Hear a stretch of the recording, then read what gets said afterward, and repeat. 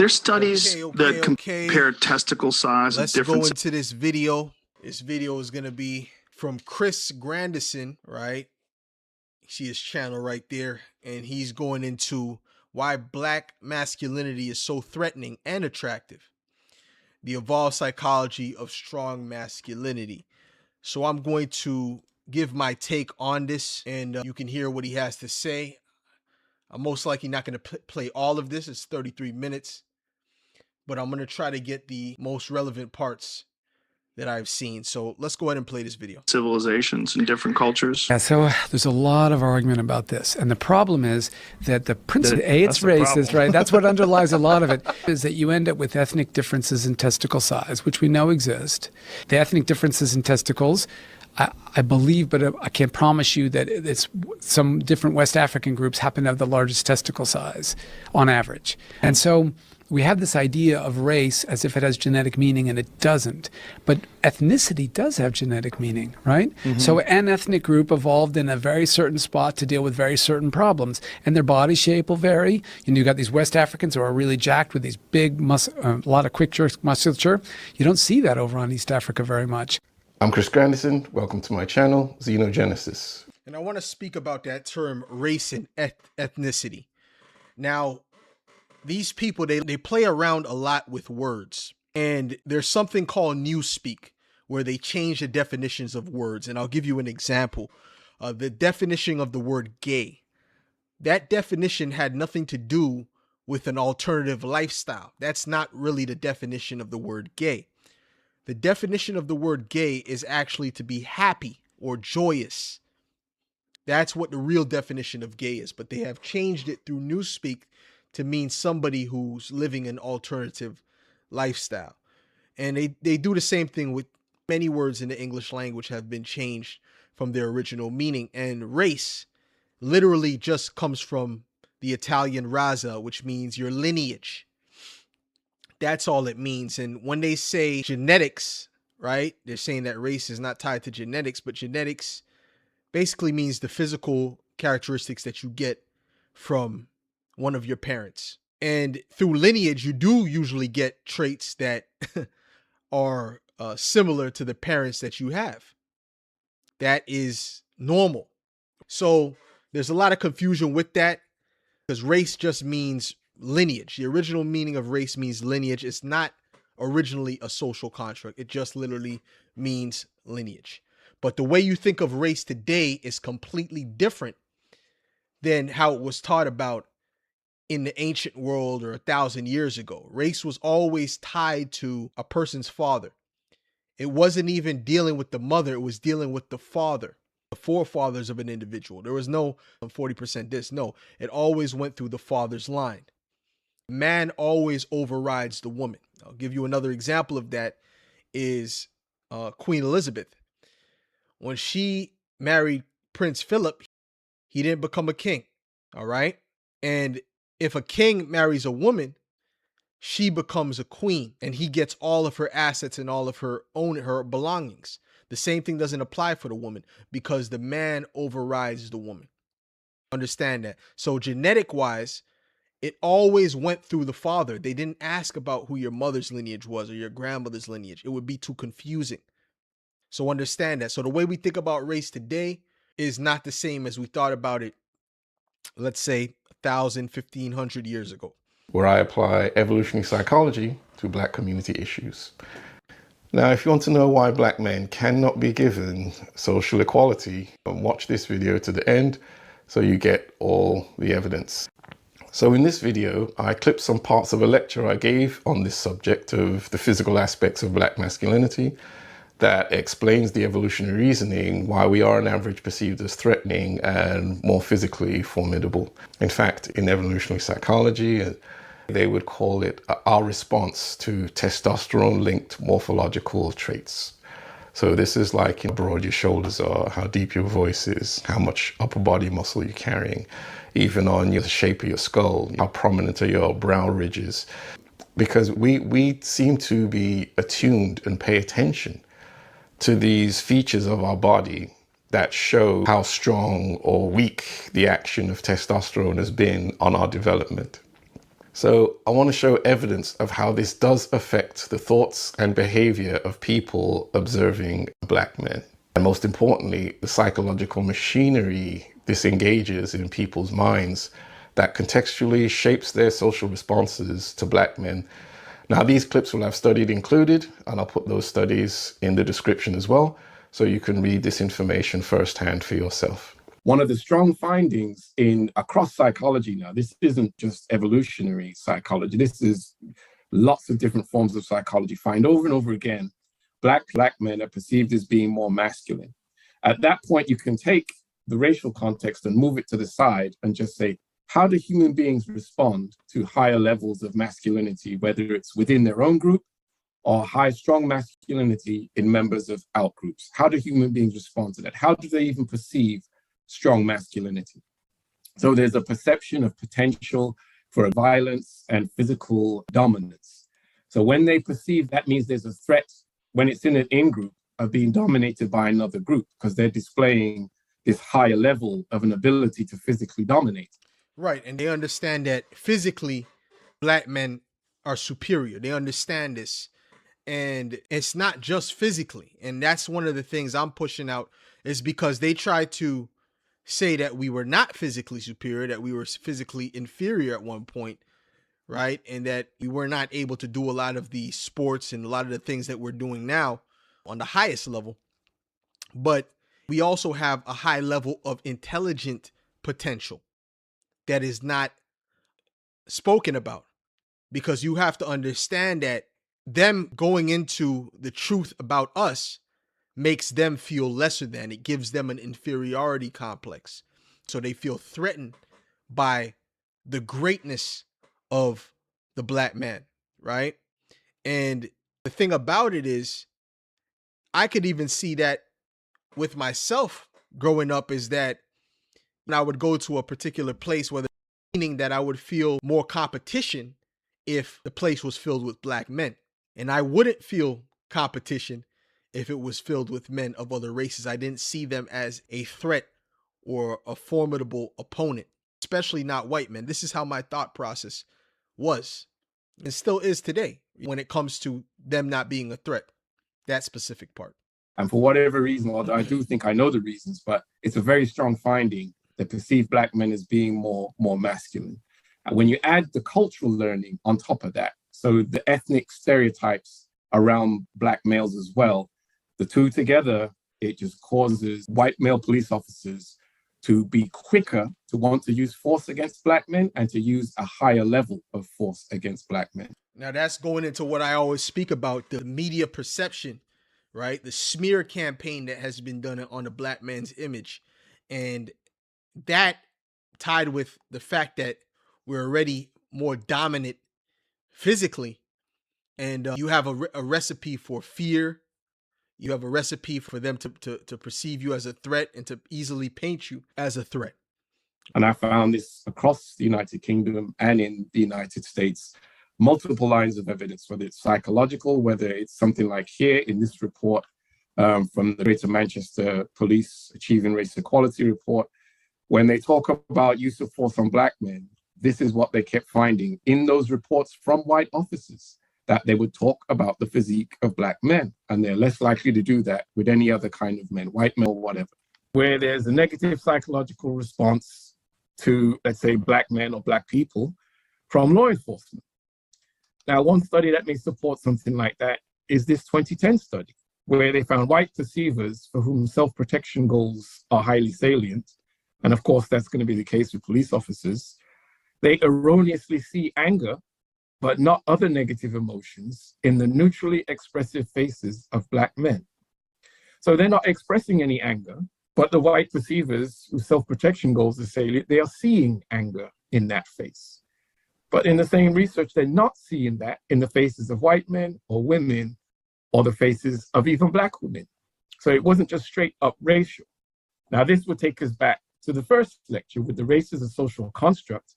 And I talked about testosterone morphologically linked traits and how we respond to strong masculinity, what we associate with it.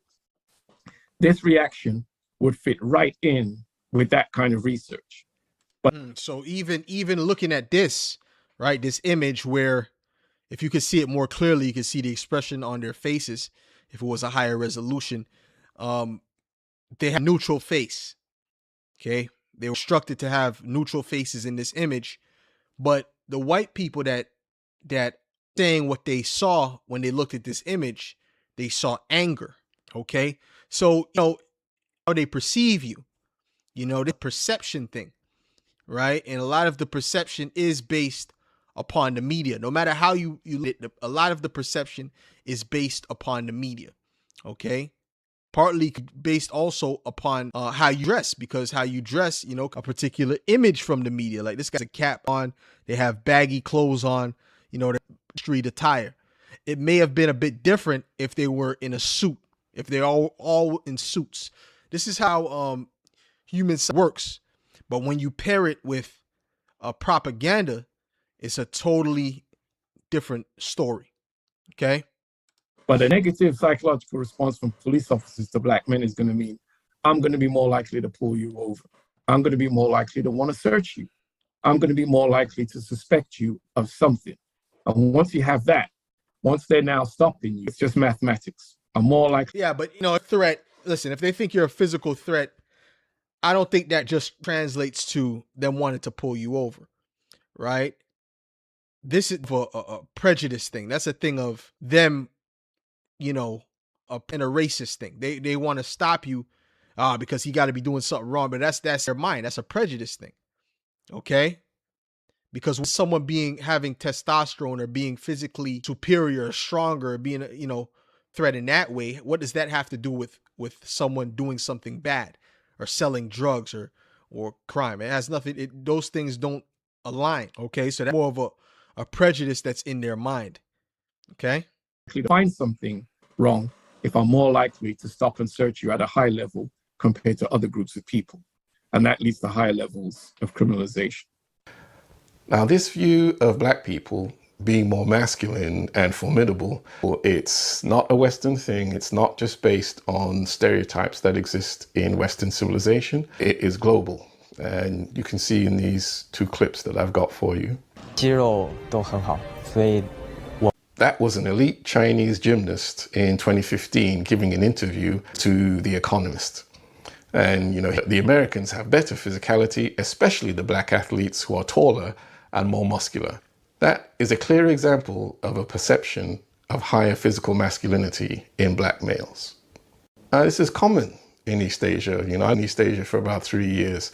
And they will tell you openly how they feel about black people. And a lot of it is just about how physically robust and strong they perceive us to be.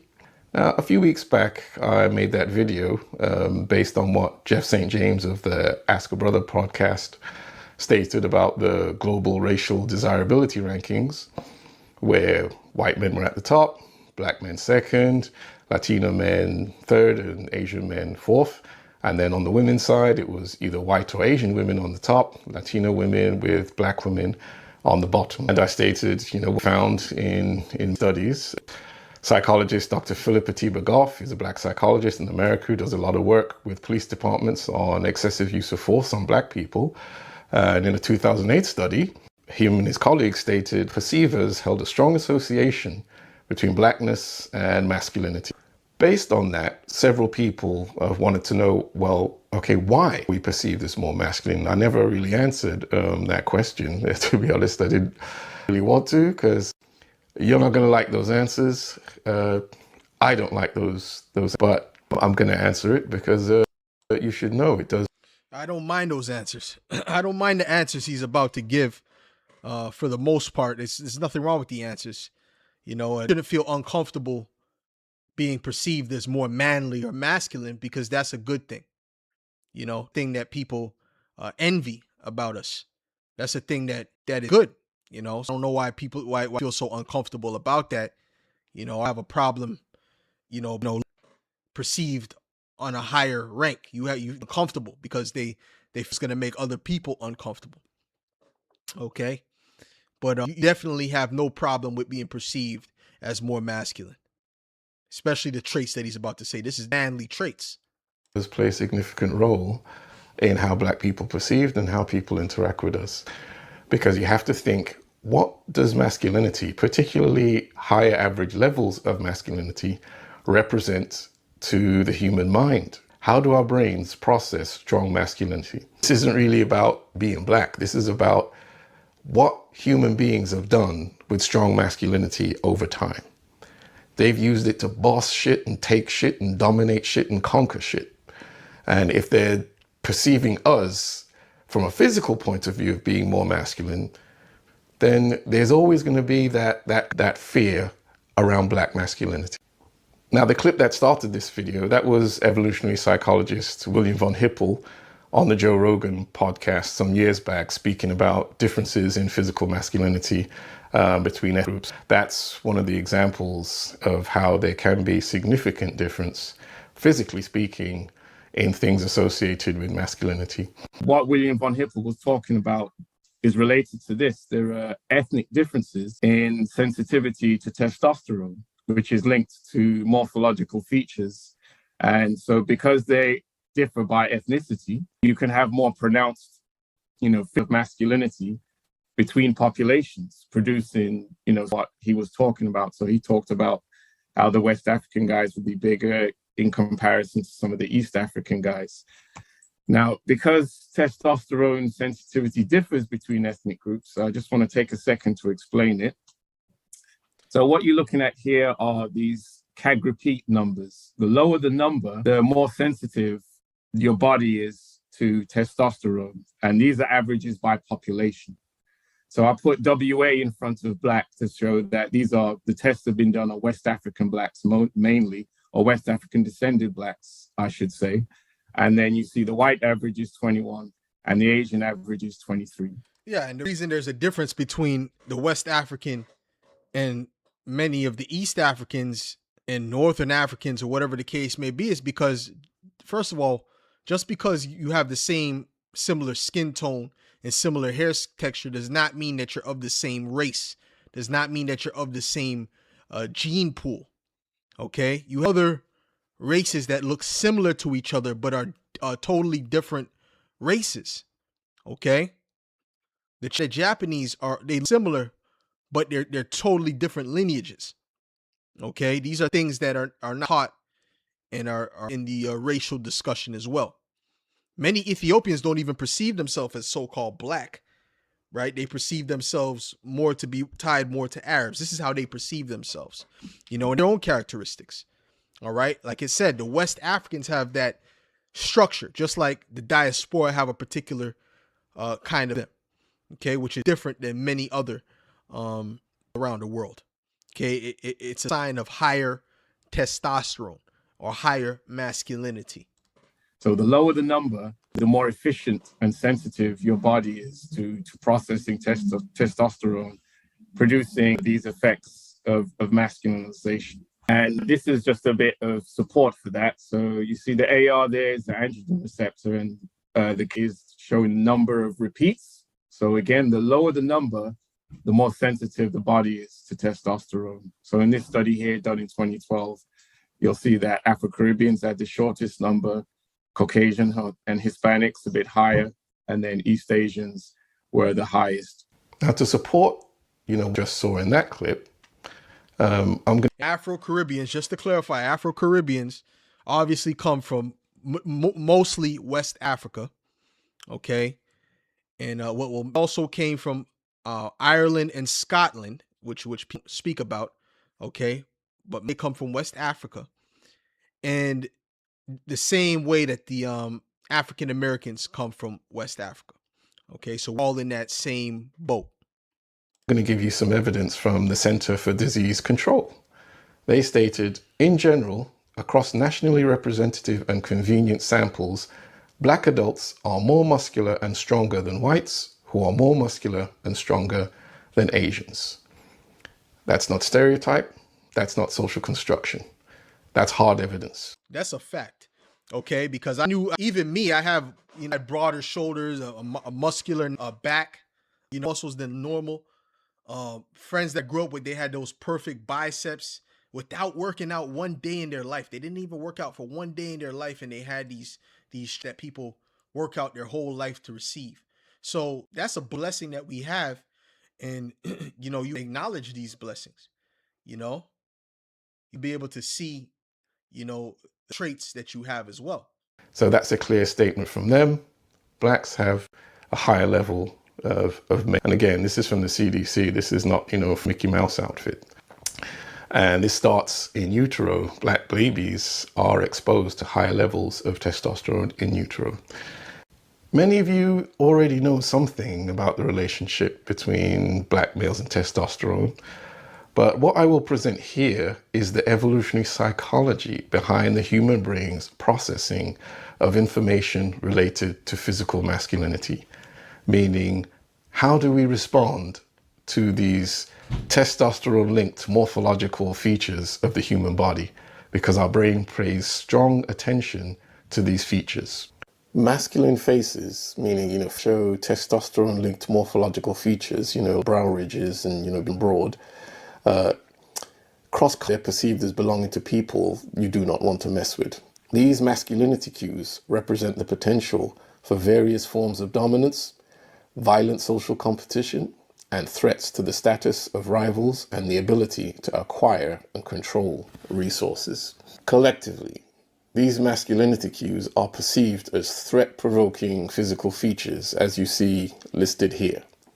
And they are indicators of the formidability of the male. That's what they look like to the human brain. And one of the top evolutionary researchers on formidability is evolutionary psychologist Aaron Sell. So I just kind of to go into that because this shows you that, superiority leads them to look at you as a threat. But also what they're not speaking about is there's an element of jealousy and envy that comes with these traits as well. And it's not just a physical thing. It's a mind, your spirit and your soul as well that has to do with it. The flavor that you have, all these different things, the way you can dance, the way you can, can do different things, receive as cool, quote unquote, and so on and so forth. You are with women naturally, so on and so forth. These things are not